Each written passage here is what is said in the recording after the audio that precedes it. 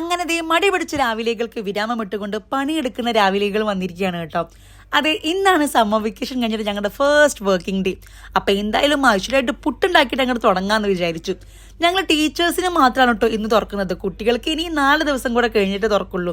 അതുകൊണ്ട് തന്നെ ഈ 4 ദിവസം ആദ്യം ഡേ കെയറിൽ വിടണം. പുള്ളിക്കാരൻ രാവിലെ എണീറ്റ് പുട്ടൊന്നിരുന്ന് കഴിക്കില്ല കേട്ടോ. അതുകൊണ്ട് അവൻ സാൻഡ്വിച്ചൊക്കെ ഉണ്ടാക്കി കൊടുക്കുകയാണ് കേട്ടോ. ഈ ഒരു പുട്ടുകുട്ടി ഞാൻ ഇപ്രാവശ്യം നാട്ടിൽ നിന്ന് വരുമ്പോൾ കൊടുന്നതാണ് കേട്ടോ. കിച്ചൻ്റെ ചേച്ചിയുടെ അടുത്ത് കണ്ടിട്ടാണ് ഈ ഒരു പുട്ടുകുട്ടി തന്നെ ഞാൻ മേടിച്ചത്. ഇതാകുമ്പോൾ ഒറ്റ ട്രിപ്പിൽ പരിപാടി തീരും. പിന്നെ നാട്ടിൽ നിന്ന് വന്നിട്ട് ആദ്യമായിട്ട് സ്കൂളിൽ പോവല്ലേ, നാട്ടിൽ നിന്ന് അമ്മ കൊടുത്തയച്ച ഉണ്ണിയപ്പവും നല്ല മധുരമുള്ള ചിപ്സും എല്ലാം ബോക്സിലാക്കി എടുത്തു വെച്ചു. പിന്നെ ഞാൻ കുളിച്ച് റെഡിയായി. ഞാനത് എനിക്ക് വേണ്ട ബ്രേക്ക്ഫാസ്റ്റ് ഒക്കെ റെഡിയാക്കാണ് കേട്ടോ. പിന്നെ നമ്മുടെ ആദ്യക്കൊണ്ടിൻ്റെ സാൻഡ്വിച്ചും റെഡി ആയിട്ടുണ്ട്.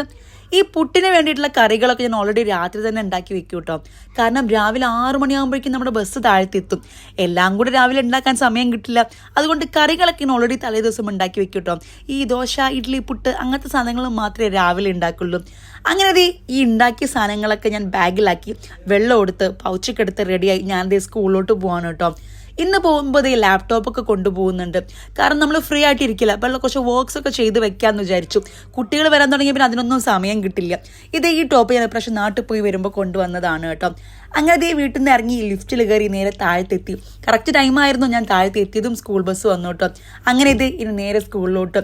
ഫ്രണ്ട്സിനെയൊക്കെ 2.5 മാസം കഴിഞ്ഞ് കാണുമ്പോഴുള്ള ആ ഒരു എക്സൈറ്റ്മെൻറ്റും സന്തോഷവും എല്ലാം എനിക്കുണ്ട് കേട്ടോ. അപ്പം ഇനി സ്കൂളിലോട്ട് പോവാം. അപ്പോൾ ഫോളോ ഫോർ മോർ വിശേഷംസ്. ബൈ.